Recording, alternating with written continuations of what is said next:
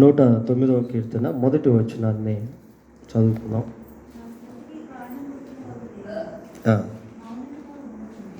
చాలు. నా స్తుతికి కారణభూతుడవగు దేవా. మరి దావీదు ఈ కీర్తన రాస్తూ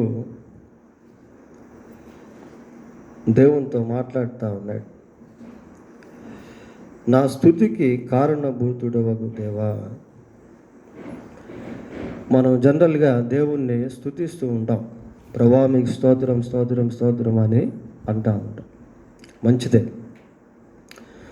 అదే సమయంలో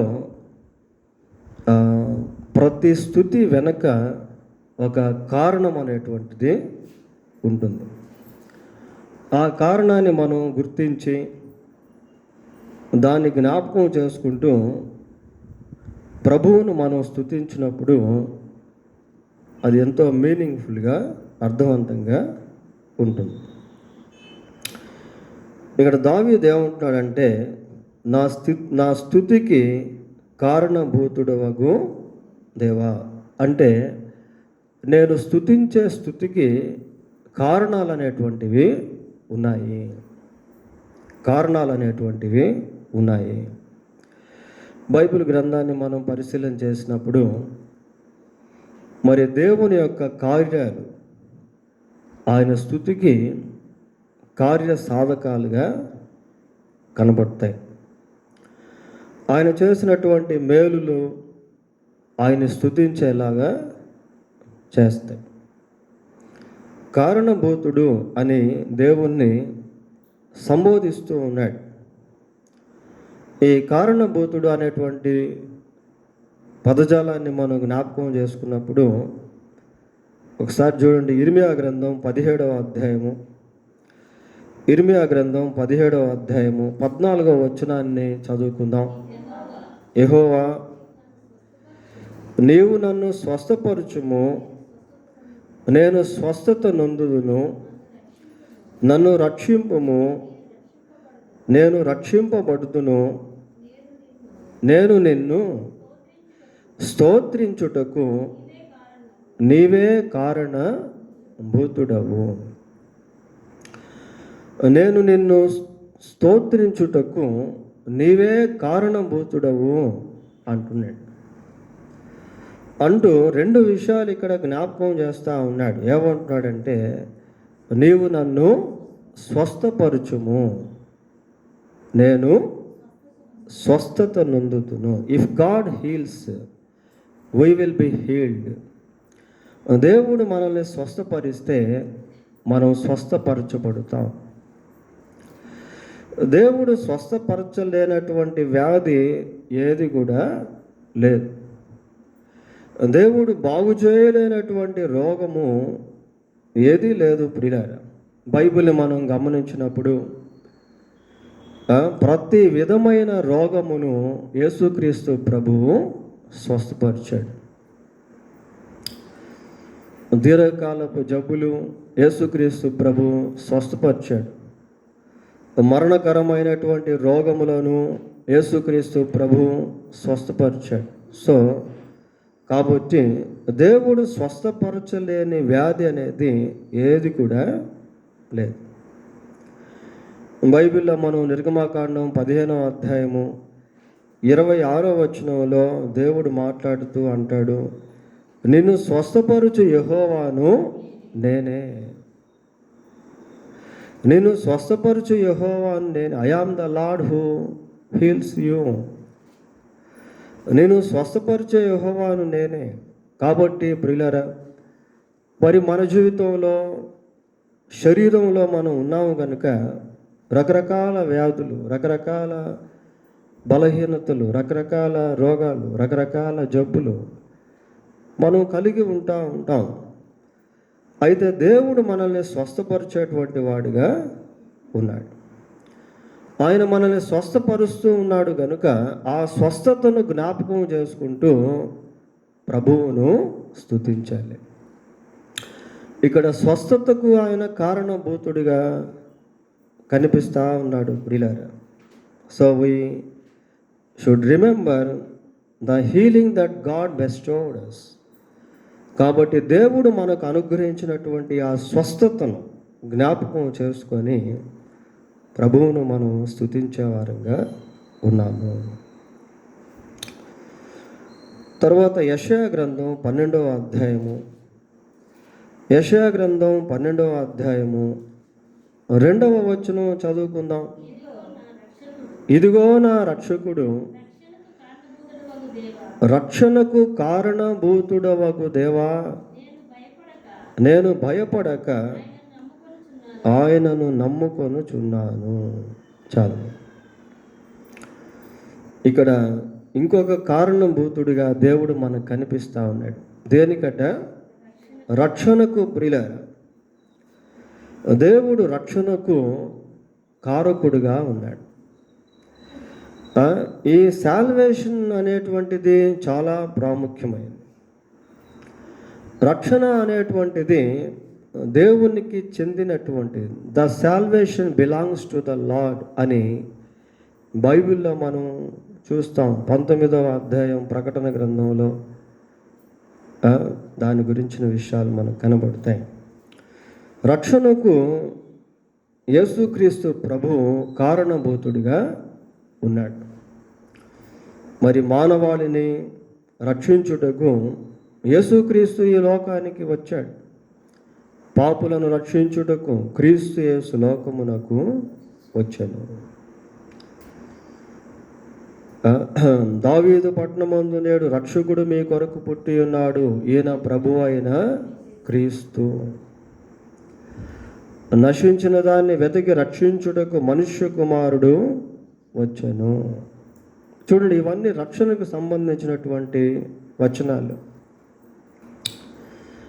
ఈ నామముననే మనము రక్షణ పొందవలను కానీ ఆకాశము క్రింద భూమి మీద ఉన్న ఏ నామములో కూడా, మరి ఏ నామములో కూడా రక్షణ అనేటువంటిది పొందలేము. రక్షణకు కారణభూతుడు యేసుక్రీస్తు ప్రభు. ప్రియులారా, ఆయనే సమస్త మానవాళిని రక్షించుటకు సిలువలో తన అమూల్యమైనటువంటి రక్తాన్ని చిందించి మరణించి సమాధి చేయబడి సజీవుడై 3వ రోజు తిరిగి లేచాడు. అయితే ప్రభువు అనుగ్రహించినటువంటి ఆ రక్షణను మనం పొందుకోవాలి. How can we receive the salvation? మనం ఏ విధంగా రక్షణ పొందుకోగలము అనంటే, బైబిల్లో మనం చూస్తాం, ప్రభు అయిన యేసుక్రీస్తునందు విశ్వాసం ఉంచుము, అప్పుడు నీవును నీ ఇంటి వారును రక్షణ పొందు. కుటుంబం అంతా రక్షింపబడితే ఎంత సంతోషం. నేను మారు మనసు పొందిన కొత్తల్లో మా కుటుంబం అంతా కూడా విగ్రహారాధికులే. అందరూ లోకంలో ఉన్నటువంటి వాళ్ళు ఆ సమయంలో ఈ వచనాన్ని పెట్టి, ప్రభు అయిన యేసుక్రీస్తునందు విశ్వాసం ఉంచుము, నీవును నీ ఇంటి వారును రక్షణ పొందుదురు అని ప్రభా మీరు రాయించారు కదా, మా కుటుంబాన్ని రక్షించండి అని దేవుని సన్నిధిలో ఎంతో కన్నీరు గార్చి ప్రార్థన చేసి ఆ దేవునికి మొరపెట్టడం జరిగింది. ప్రియులారా, దేవుడు ఆయన మహాకృపను బట్టి మా అమ్మను రక్షించాడు, మా అన్నను రక్షించాడు, మా కుటుంబాన్ని దర్శించి వారిని రక్షణలోనికి నడిపించాడు. So the promise of God. కాబట్టి దేవుని యొక్క వాగ్దానము నమ్మదగినటువంటిది. ప్రియులారా, రోమాపత్రిక 10వ అధ్యాయము 9వ వచనం చూద్దాం. రోమాపత్రిక 10వ అధ్యాయం. అదేమనగా యేసు ప్రభువని నీ నోటితో ఒప్పుకొని దేవుడు మృతుల్లో నుండి ఆయనను లేపెనని నీ హృదయమందు విశ్వసించిన ఎడల నీవు రక్షింపబడు. ప్రియులారా, ఎంతో స్పష్టంగా రక్షణ పొందుకునేదానికి దేవుని వాక్యంలో దేవుడు రాయించాడు. యేసును ప్రభువుగా ఒప్పుకోవడం, ఆయన మరణ పునరుద్ధానములను నమ్మడం, హృదయంలో విశ్వసించడం. ఎవరైతే యేసుక్రీస్తు నా పాపముల కొరకు సిలువలో మరణించి సమాధి చేయబడి మూడో రోజు తిరిగి లేచాడు అని నమ్ముతారో వారందరూ కూడా రక్షింపబడతారు.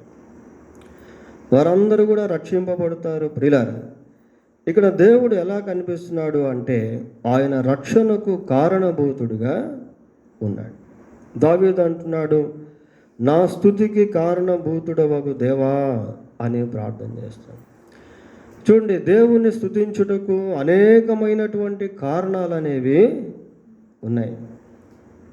ఆ కారణాన్ని మనం జ్ఞాపకం చేసుకుంటూ ప్రభువును స్తుతించుట అనేది చాలా చాలా ప్రాముఖ్యం. ప్రియులారా, so there is reason for every praising. ప్రతి స్తుతికి ఒక కారణం అనేటువంటిది ఉంది. ప్రియులారా, 75వ కీర్తన మొదటి వచనం చదువుకుందాం. 75వ కీర్తన. దేవా,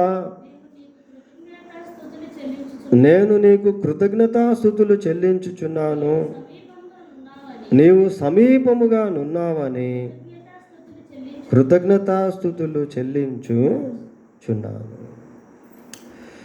చూడండి ప్రియులారా, నీవు సమీపముగా ఉన్నావని కృతజ్ఞతాస్తుతులు చెల్లించుచున్నాను. ఇక్కడ ఇంకొక కారణాన్ని మనం చూస్తూ ఉన్నాం. ఏంటి ఆ కారణము అంటే దేవుడు మనకు సమీపముగా ఉన్నాడు. దేవుడు మనకు సమీపముగా ఉన్నాడు కనుక దానిని బట్టి మనం ప్రభువును స్తుతించాలి. ప్రియులారా, ఎక్కడ 2-3 ప్రభువు నామములు ఏకీభవిస్తారో వారి మధ్య ఆయన ఉంటాడు. Unseen God lives among the people who pray him. ఆయనకు ప్రార్థన చేసేటువంటి వారి మధ్య అదృశ్యుడైనటువంటి దేవుడు నివాసం చేస్తూ ఉంటాడు.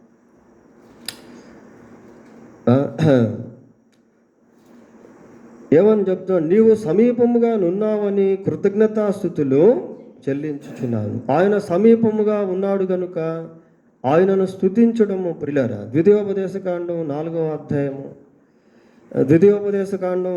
అధ్యాయము 7వ వచనాన్ని చదువుకుందాం. ఏలయనగా మనము ఆయనకు మొరపెట్టునప్పుడెల్లా మన దేవుడైన యెహోవా మనకు సమీపముగా నున్నట్లు మరి ఏ గొప్ప జనమునకు ఏ దేవుడు సమీపముగా ఉన్నాడు. మరి ఏ గొప్ప జనమునకు.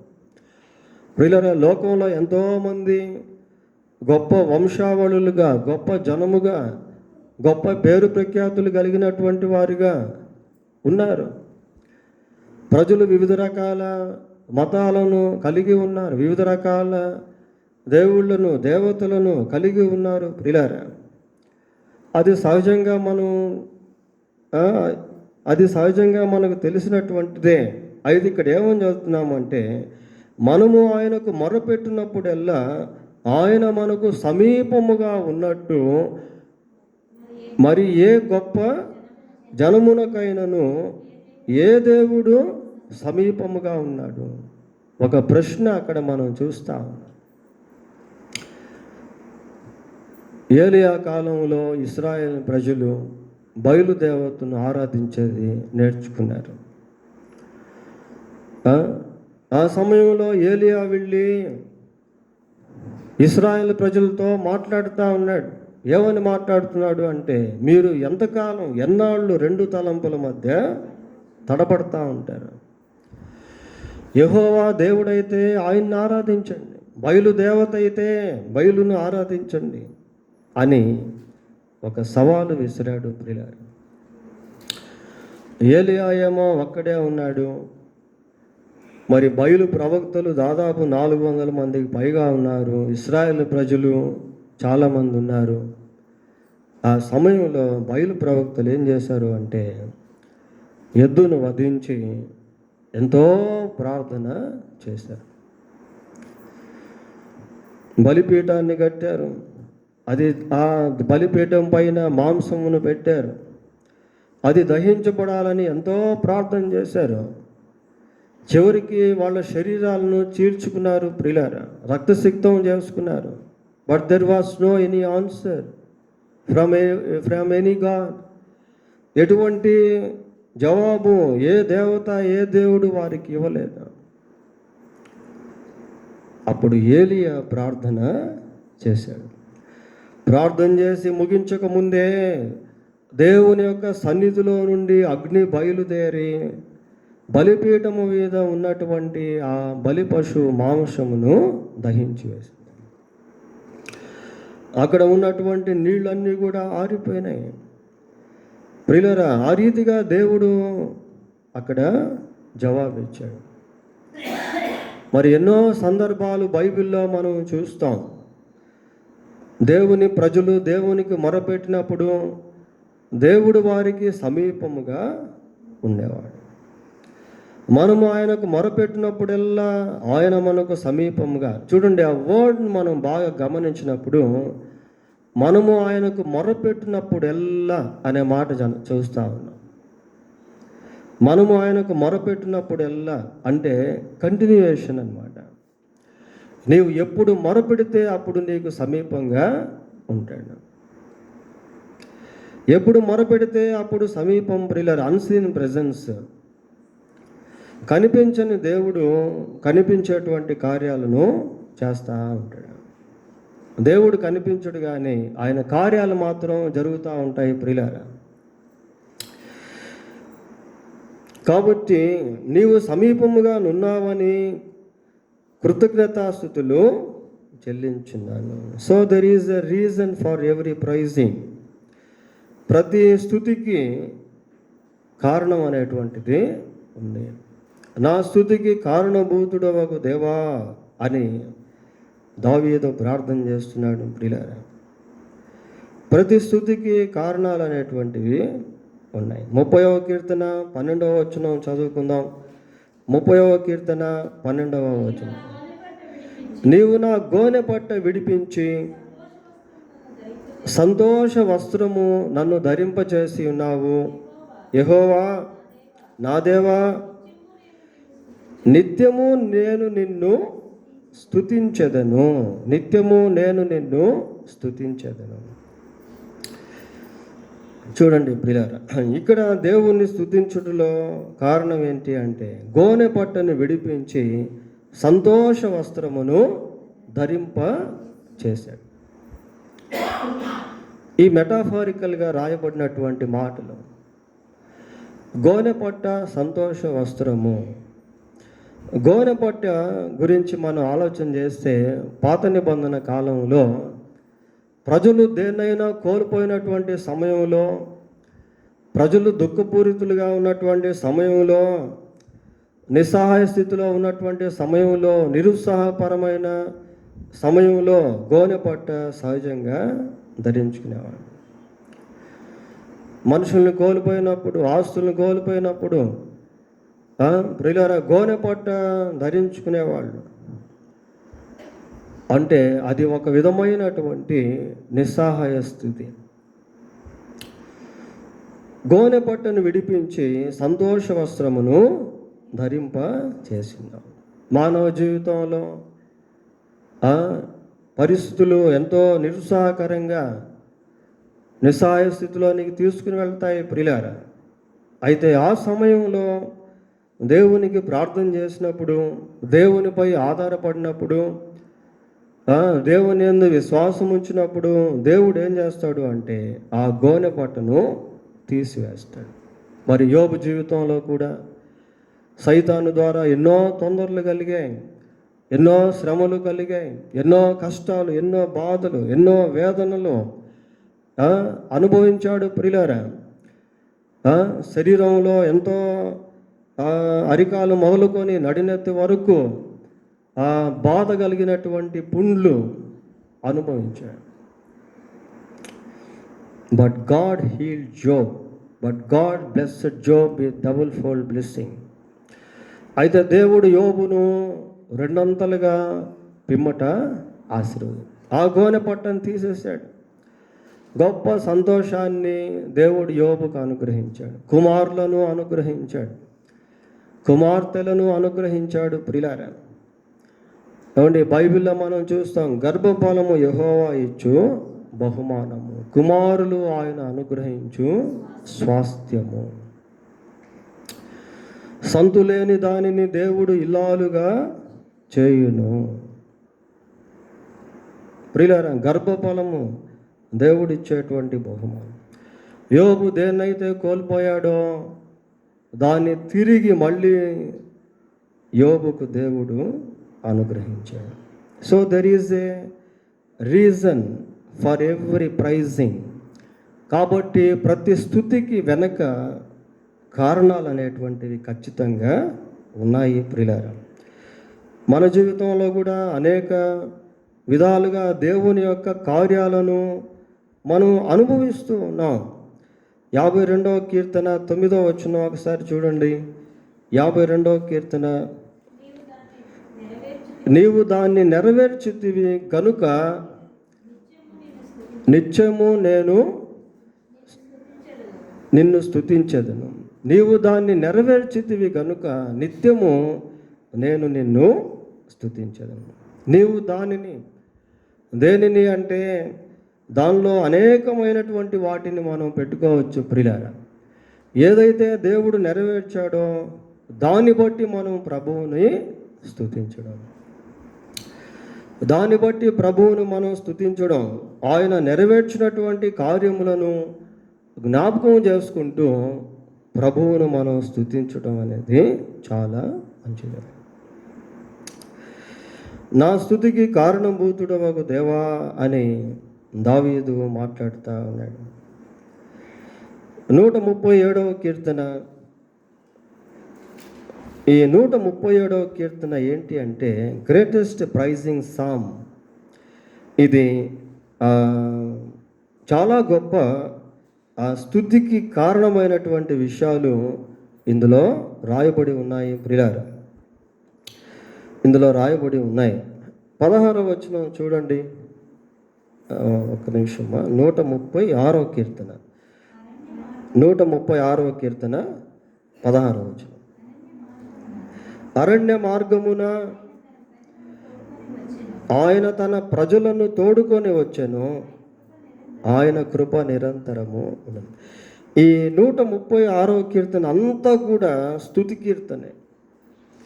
ప్రారంభమే ఏమని చదువుతాం? యెహోవా దయాళుడు, ఆయనకు కృతజ్ఞతాస్తుతులు చెల్లించుడి, ఆయన కృప నిరంతరము ఉన్నది.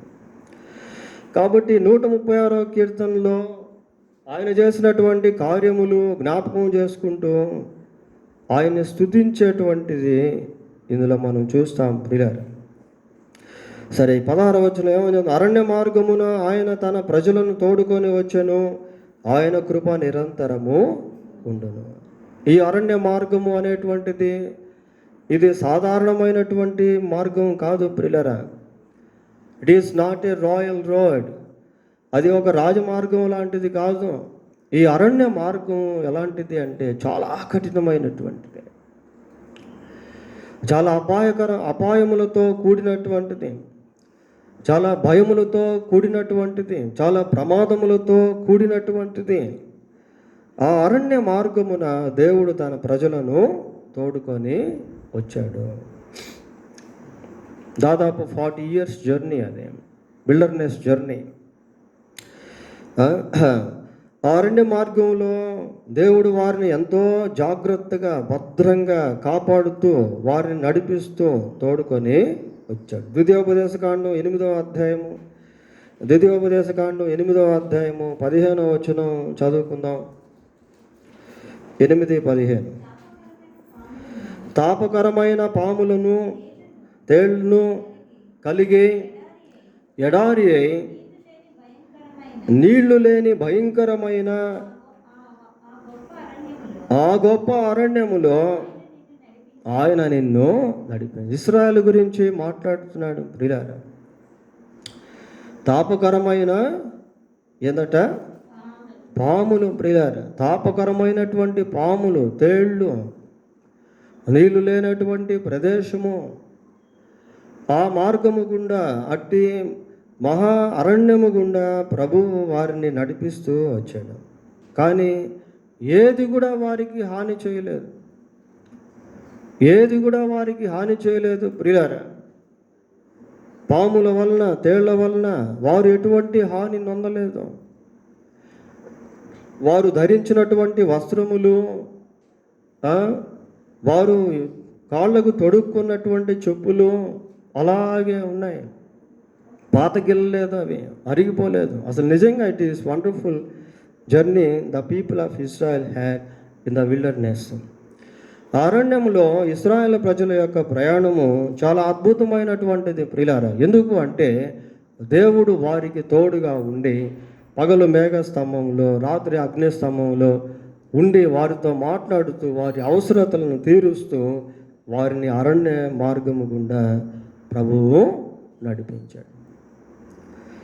అది ఇక్కడ జ్ఞాపకం చేయబడుతూ ఉంది. ఏమని చదువుతున్నాం? అరణ్య మార్గమును ఆయన తన ప్రజలను తోడుకొని వచ్చాను, ఆయన కృప నిరంతరము ఉండును. కాబట్టి ప్రతి స్తుతి వెనక కారణాలు అనేటువంటివి ఉన్నాయి ప్రియులారా. నేడు మన జీవితాల్లో కూడా ప్రభువు చేసినటువంటి కార్యములను జ్ఞాపకం చేసుకుంటూ ఇటు స్తుతి కూడికలను మనం కలిగి ఉన్నాం. If we remember the things of God that God has done in the past of our life, మన గత జీవితంలో దేవుడు చేసినటువంటి కార్యములు జ్ఞాపకం చేసుకుంటే మన హృదయాలు ఎంతో స్తుతితో నింపబడతాయి ప్రియులారా. దానియేలు గ్రంథం 2వ అధ్యాయము, దానియేలు గ్రంథం 2వ అధ్యాయం 23వ వచనం చదువుకుందాం. 2:23. మా పితరుల దేవా, నీవు వివేకమును బలమును మాకు అనుగ్రహించున్నావు. మేము అడిగిన ఈ సంగతి ఇప్పుడు నాకు తెలియజేసి ఉన్నావు గనుక నేను నిన్ను స్తుతించుచు ఘనపరచుచున్నాను. ప్రియులారా, ఇక్కడ ఇంకొక గొప్ప కారణాన్ని మనం చదువుకుంటా ఉన్నాం. మేము దేన్నైతే నిన్ను అడిగామో దాన్ని ఇప్పుడు నీవు నాకు తెలియజేసి ఉన్నావు కాబట్టి నేను నిన్ను స్తుతిస్తూ ఘనపరుస్తున్నాను. మేము అడిగింది తెలియజేశావు అంటున్నాడు ప్రియులారా. వాళ్ళు ఏం అడిగారు? అసలుకి వివేకము బలమును అడిగారు. దేని విషయంలో? రాజుకు వచ్చిన కళ విషయంలో ప్రియులారా. అప్పుడు పరిస్థితి ఎలాగుందంటే the situation that was very difficult. అది ఎంతో కష్టతరమైనటువంటి పరిస్థితి. 12-13 వచనాలు చూడండి.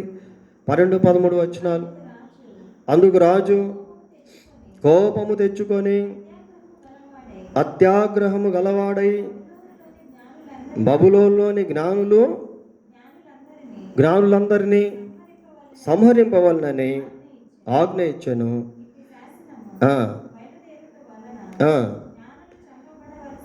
జ్ఞానులు చంపబడవలసి ఉండగా వారు దానియేలును అతని స్నేహితులను చంపజూచు. చూడండి పిల్లలు, అటువంటి పరిస్థితి అది.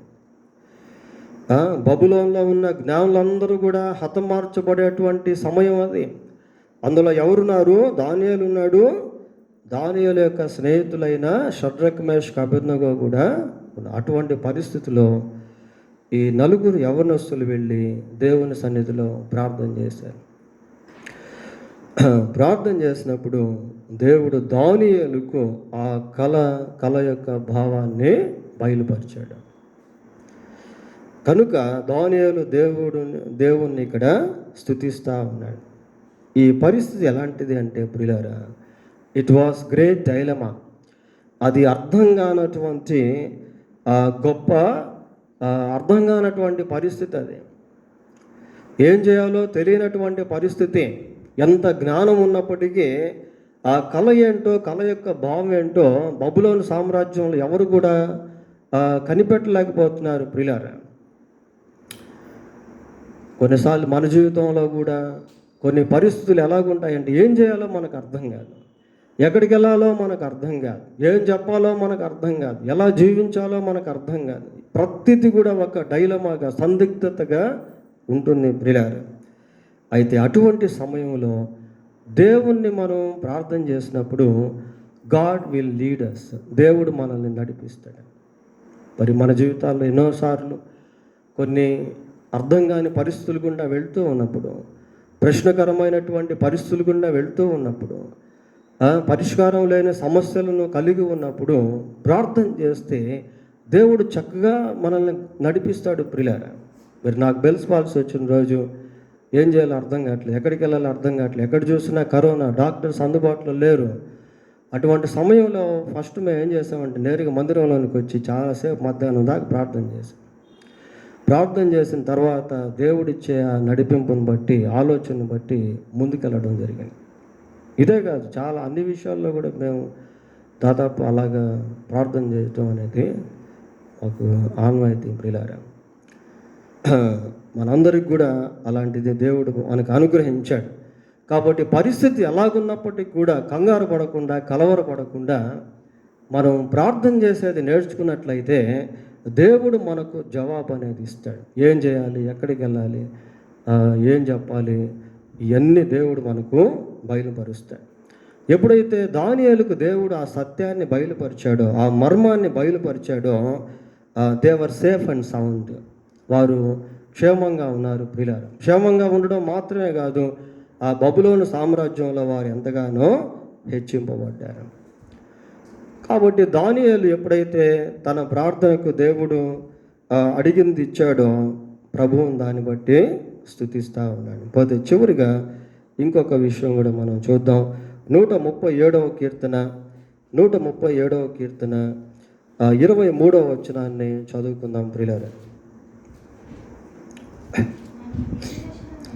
మనము దీన దశలో ఉన్నప్పుడు ఆయన మనలను జ్ఞాపకము చేసుకొనేను, ఆయన కృప నిరంతరము ఉండదు. మనము దీన దశలో ఉన్నప్పుడు ఆయన మనలను జ్ఞాపకం చేసుకొనేను, ఆయన కృప నిరంతరము. మనము దీన దశలో ఉన్నప్పుడు మనల్ని జ్ఞాపకం చేసుకున్నాడు. ఇక్కడ కూడా దేవుని స్తుతికి ఒక కారణాన్ని మనం చూస్తున్నాం. ప్రియులారా, ఏంటి అంటే దీన దశలో ఉన్నప్పుడు దేవుడు జ్ఞాపకము చేసుకుంటా. మరి ఇశ్రాయేలు యొక్క జీవితాల్లో ఎన్నో సందర్భాల్లో వారు శత్రువుల చేతికి చిక్కి అతి హీనమైనటువంటి స్థితిలోనికి వెళ్ళిపోయారు. అతి హీనమైనటువంటి స్థితిలోనికి, దీనమైనటువంటి స్థితిలోనికి వెళ్ళిపోయారు. ప్రియులారా, అటువంటి సమయంలో దేవుడు వారిని జ్ఞాపకం చేసుకున్నాడు. ఇక్కడ దేవుడు ఎలాంటి వాడు అంటే ఆయన ఆ దశలను మార్చేటువంటి వాడు. God will change our situations. దేవుడు దశలను మారుస్తాడు. ప్రియులారా, స్థాయిలను మారుస్తాడు. ఎక్కడో అట్టడుగుపోయినటువంటి స్థితిలో ఉన్నటువంటి వారిని పైకెత్తి ఉన్నత స్థాయిలోనికి తీసుకుని వెళ్తాడు. సమూయేలు మొదటి గ్రంథం 2వ అధ్యాయము, సమూయేలు మొదటి గ్రంథం 2వ అధ్యాయం 8వ వచనం చూడండి. దరిద్రులను అధికారులతో కూర్చుండబెట్టుటకు మహిమగల సింహాసనము స్వతంత్రింప చేయుటకు వారిని మంటిలో నుండి ఎత్తువాడు ఆయనే, లేమిగల వారిని పెంట కుప్పల మీద నుండి లేవనెత్తువాడు ఆయనే. So God will change the situations. దేవుడు పరిస్థితులను మార్చేటువంటి వాడు, స్థాయిలను మార్చేటువంటి వాడు. God will change the standards, స్థాయిలను మార్చేటువంటి వాడు. ప్రియులారా, మనము దీన దశలో ఉన్నప్పుడు ఆయన మనలను జ్ఞాపకము చేసుకునేను, ఆయన కృప నిరంతరము ఉంది. కాబట్టి దేవుడు మన స్తుతికి కారణభూతుడుగా ఉన్నాడు. So there is the reason for every praising. ప్రతి స్తుతికి వెనక ఖచ్చితమైనటువంటి కారణాలు అనేటువంటివి ఉన్నాయి. ఈరోజు మనం కొన్ని జ్ఞాపకం చేసుకున్నాం. దేవుడు తన వాక్యాన్ని దీవించునుగాక. ప్రార్థన చేసుకుందాం ప్రియులారా.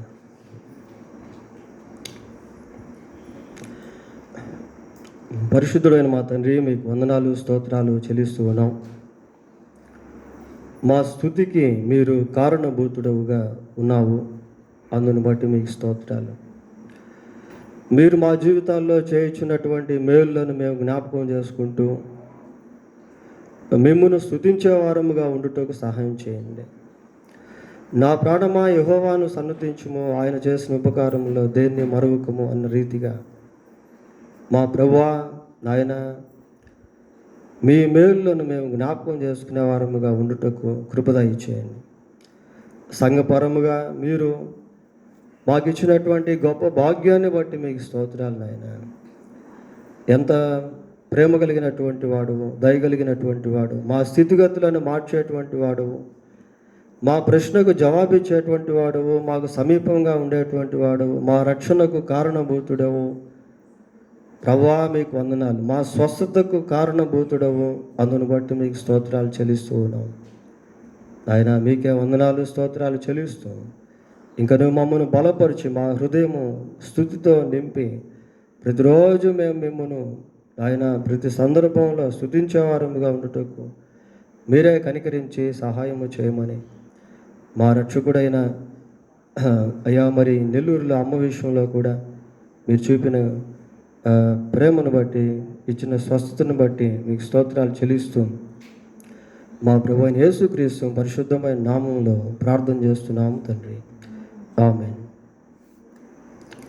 ప్రియులారా, మరి మా అమ్మగారికి దేవుడు ఆరోగ్యం ఇచ్చాడు. మీరందరూ ప్రార్థన చేశారు, చాలా థ్యాంక్స్, మీకు చాలా కృతజ్ఞతలు. అమ్మ బాగా వృద్ధాపంలో ఉంది. ఈ సమయంలో ఆమెకి ఈ హెర్నియా సర్జరీ జరగడం అనేది చాలా కష్టతరమైన స్థితి. మా అమ్మకి 76 సంవత్సరాలు. She was very weak. కానీ దేవుని మహాకృప చేత ఆమె షుగర్ లేదు, మెయిన్ అది మంచిదైంది. దేవుని కృప చేత దేవుడు స్వస్థత ఇచ్చాడు. ఇప్పుడు బాగా కోలుకుంది, చాలా క్షేమంగా ఉంది. పోతే రెండవదిగా ఇంకొక గుడ్ న్యూస్ ఏంటి అంటే, మరి మా అన్న కూతురు షీ ఈస్ క్యారింగ్ నౌ. మన వివాహం అయినటువంటి బ్యూలా మరి ప్రెగ్నెంట్గా ఉంది. మరి ఆమె కోసం కూడా ప్రార్థన చేయండి. ఆ గుడ్ న్యూస్లో ఇంకో గుడ్ న్యూస్ ఏంటి అంటే ట్విన్స్ అని చెప్పి డాక్టర్లు డిక్లేర్ చేశారు. సో ఆమె కోసం కూడా ప్రార్థన చేయవలసిందిగా మనవి చేస్తూ ఉన్నాం. దేవుని స్తోత్రాలు. మరి నాకు ఇంకా కొంచెం దుఃఖకరమైనటువంటి విషయం ఈరోజు నా హృదయంలో చాలా బాధ కలిగింది. ఏంటి అని అంటే, మన మరియదాసు ఎస్తేర్ వారి కుటుంబంలో వాళ్ళ మూడో అమ్మాయి చనిపోయింది. ఆ అమ్మాయి షీ కమిటెడ్ సూసైడ్. ఆ విషయం తెలిసిన నాకు బాగా దుఃఖం కలిగింది. ఈ రెండు సంతోషాల్లో అది నాకు చాలా దుఃఖం అనిపించింది. మరియదాసు ఎస్తేరు